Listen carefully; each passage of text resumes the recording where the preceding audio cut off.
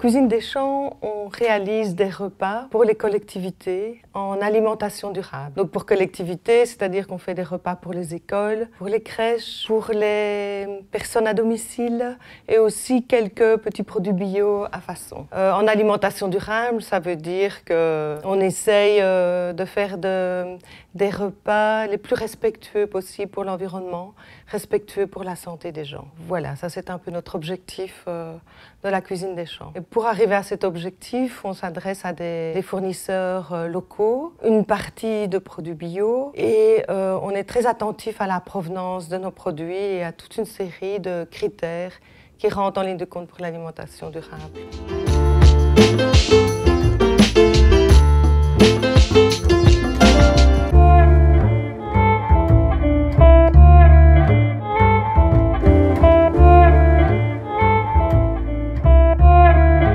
Dans les cuisines collectives, on a souvent pris l'habitude de cuisiner des denrées qui viennent de très loin, parce qu'on a perdu l'habitude de se rapprocher du produit. Et donc, un des objectifs de la Cuisine des Champs, c'était vraiment de se rapprocher des producteurs et de se rapprocher du produit. Alors, faire le lien entre les producteurs et la cuisine, c'est pas une mince affaire parce que actuellement en Wallonie, ce n'est pas encore bien organisé. Et donc, mais déjà se rapprocher géographiquement des producteurs, c'est un plus. On essaye d'organiser des filières, des logistiques pérennes. Et ce qui est crucial, c'est de reprendre contact avec les producteurs, c'est de reprendre contact avec le produit et c'est de comprendre ce qu'on mange et où est produit ce qu'on mange. Donc dans l'alimentation durable, l'aspect gaspillage alimentaire est fort important parce que quand on sait que 30% de la nourriture est jetée, ça veut dire que c'est un enjeu vraiment important sur lequel il faut travailler. Une des actions qu'on fait avec les producteurs, c'est de leur dire par exemple